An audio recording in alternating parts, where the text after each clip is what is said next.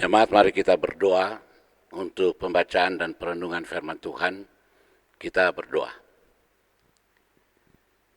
Ya Allah Bapa, kami datang kepadamu bersyukur karena Engkau telah menganugerahkan kami Yesus Kristus, Mesias firman yang hidup.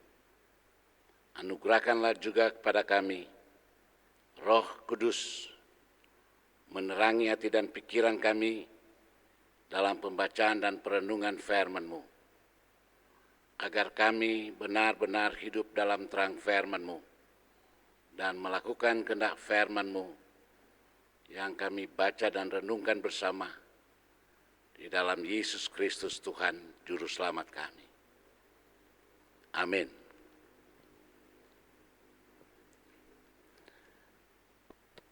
Pembacaan yang akan menjadi renungan kita adalah Markus pasal 15 ayat 20b sampai dengan 32.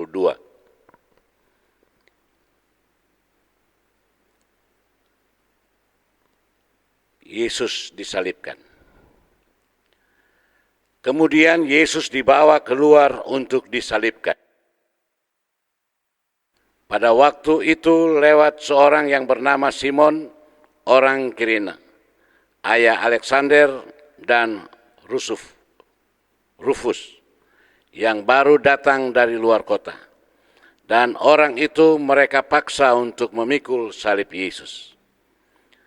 Mereka membawa Yesus ke tempat yang bernama Golgota, yang berarti tempat tengkorak. Lalu mereka memberi anggur bercampur mur kepadanya, tetapi ia menolaknya. Kemudian mereka menyalibkan dia. Lalu mereka membagi pakaiannya dengan membuang undi atasnya untuk menentukan bagian masing-masing. Hari jam 9 ketika ia disalibkan. Dan alasan mengapa ia dihukum disebut pada tulisan yang dipasang di situ, Raja orang Yahudi. Bersama dengan dia disalibkan dua orang penyamun, seorang di sebelah kanannya dan seorang di sebelah kirinya.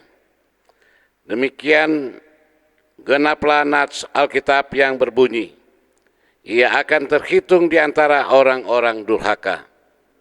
Orang-orang yang lewat di sana menghujat dia, dan sambil menggelengkan kepala mereka berkata, "Hai engkau yang mau merubuhkan bait suci dan mau membangunnya kembali dalam 3 hari, turunlah dari salib itu dan selamatkanlah dirimu." Demikian juga imam-imam kepala bersama-sama ahli Taurat mengolok-olokkan dia di antara mereka sendiri, dan mereka berkata, "Orang lain ia selamatkan, tetapi dirinya sendiri tidak dapat ia selamatkan. Baiklah Mesias Raja Israel itu turun dari salib itu, supaya kita lihat dan percaya." Bahkan kedua orang yang disalibkan bersama-sama dengan dia mencelah dia juga. Sampai di sana pembacaan firman Tuhan. Bapak Ibu, pemuda, remaja, anak-anak, kekasih Tuhan kita Yesus Kristus, kita akan merenungkan firman ini di Minggu Sengsara yang ke-6.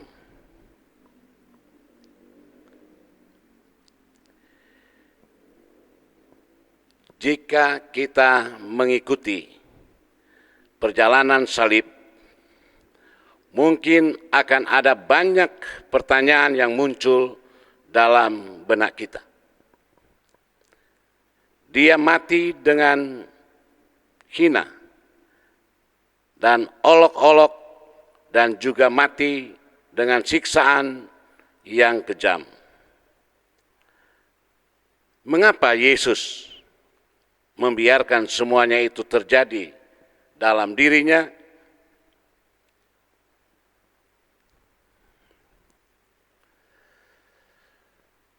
Namun demikian firman Tuhan ingin menyapa kita bahwa pertanyaan itu sejak lama sebelum Yesus disalibkan sudah dijawab bahwa kasih setia Tuhan adalah kekal dari mulanya. Pemberitaan Yesus dan penderitaan Yesus yang kita saksikan itu adalah pernyataan perasaan yang di dalamnya ketika manusia yang dikasihinya jatuh ke dalam berbagai penderitaan karena dosa. Maka dapatlah kita lihat melalui penderitaan Yesus adalah bentuk solidaritasnya atas penderitaan kita, bahwa kasih-Nya mengatasi segala sesuatunya. Bisa juga akan muncul pertanyaan berikutnya. Mengapa harus kematian jalan yang dilakukan Yesus menyelamatkan manusia? Apakah tidak ada jalan lain? Inilah yang hendak kita lihat, bahwa firman Tuhan itu kekal dari mulanya, bahwa setiap orang yang berdosa akan mati. Kejadian 2 ayat 17. Karena kasih-Nya yang begitu besar, maka Ia memberikan diri-Nya menjadi tebusan banyak dosa. Karena manusia tidak lagi dapat lepas dari dosanya jika hanya mengandalkan kekuatannya.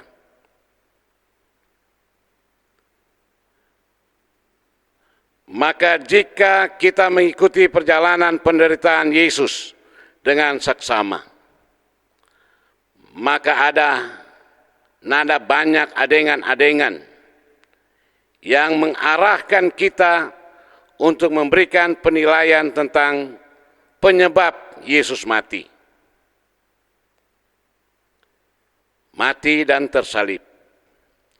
Mungkin ada yang mengatakan itu karena Pontius Pilatus, itu karena para imam Yahudi, itu karena Yudas Iskariot, dan lain sebagainya.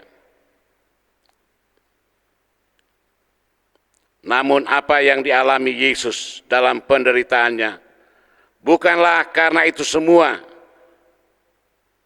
Sebab kita dapat mengacu bagaimana apa yang dikatakan oleh Yesus kepada Pilatus.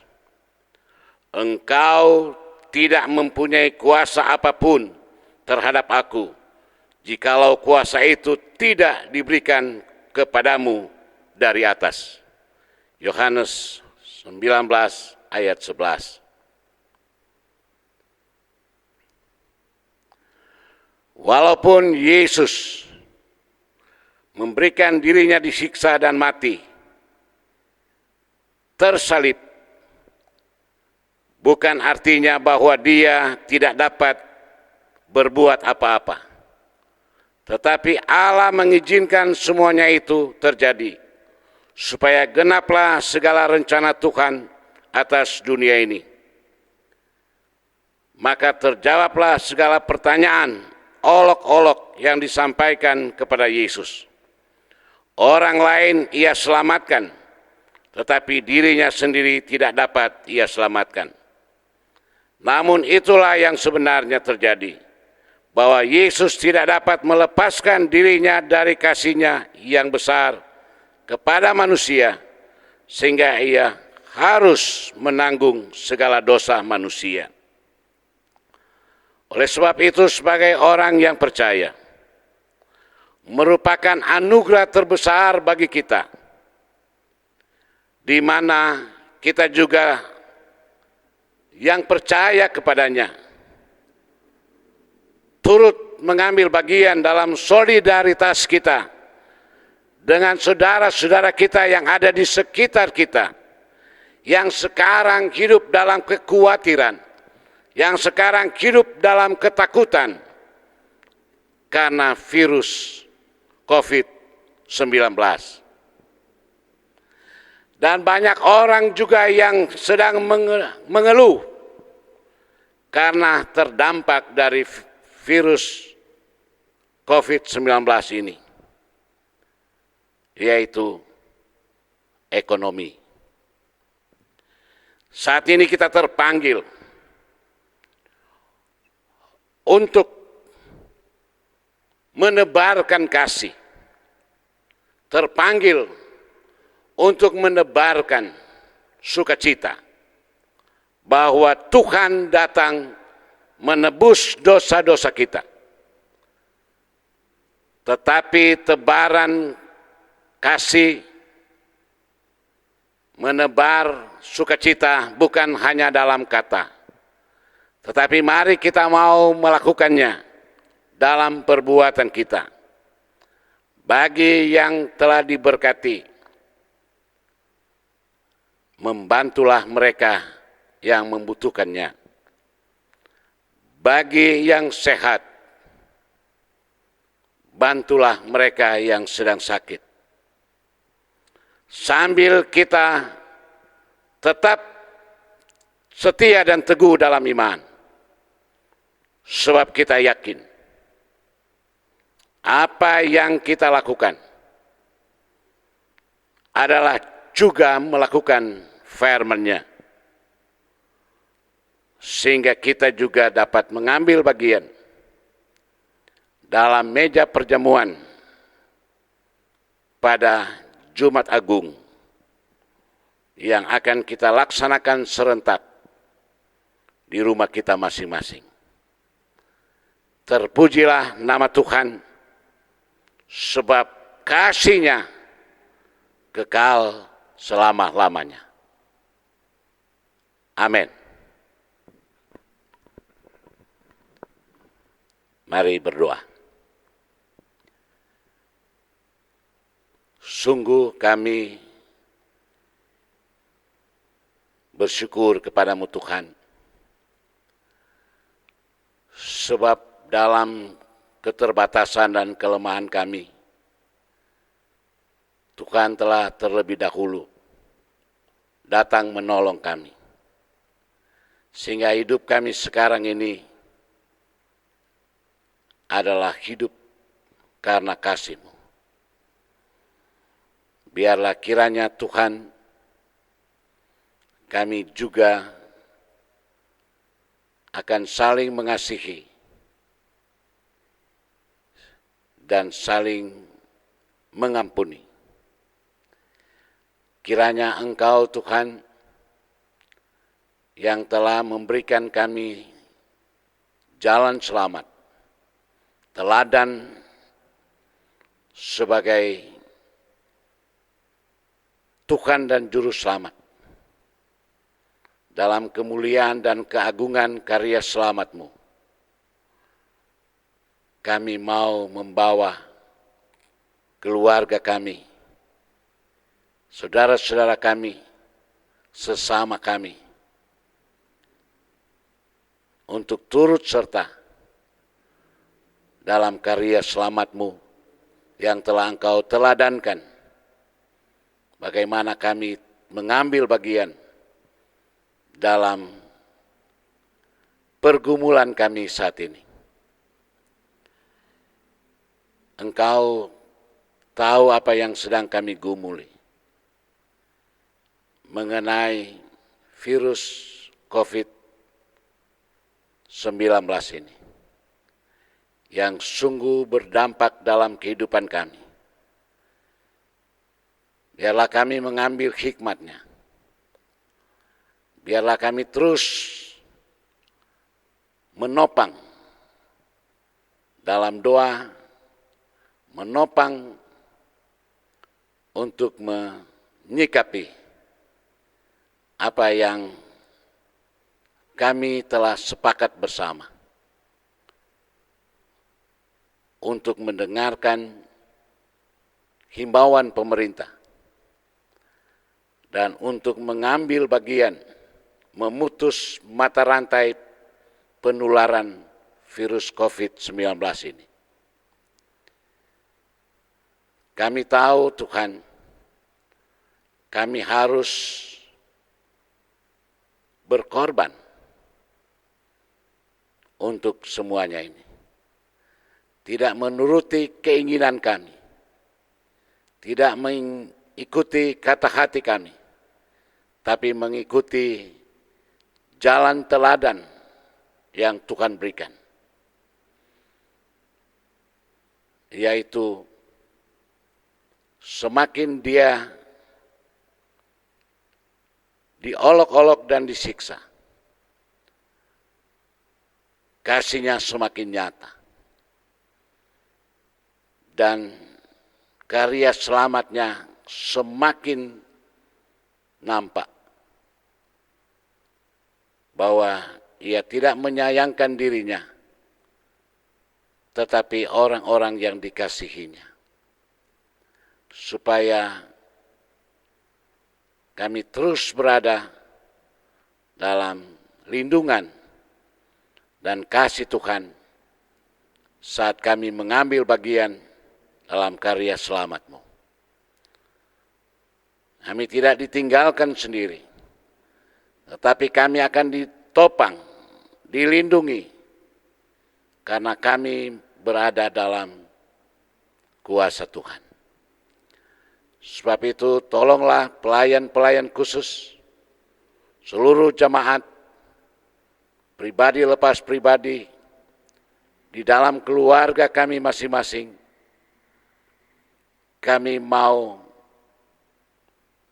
memohon supaya perteguh iman kami, kuatkanlah kami, sehingga kami bersatu hati mau mendoakan. Tolonglah pemerintah kami menanggulangi pergumulan bangsa kami, bahkan dunia ini. Tolonglah juga gereja-Mu untuk terus mewartakan penyelamatan Tuhan selalu diberikan bagi orang-orang yang semuanya dikasihinya. Sebab itu penuh ketabahan dan kesabaran menanti janji-Mu, berharap terus kepada Tuhan, karena Tuhan akan memberi pertolongan pada waktu yang indah dalam kehidupan kami. Terima kasih Tuhan. Ini ucapan syukur kami, ini permohonan kami. Kami bawa doa kami ini dalam keyakinan dan iman kami kepada Yesus Kristus, Tuhan dan Juru Selamat kami yang hidup. Amin.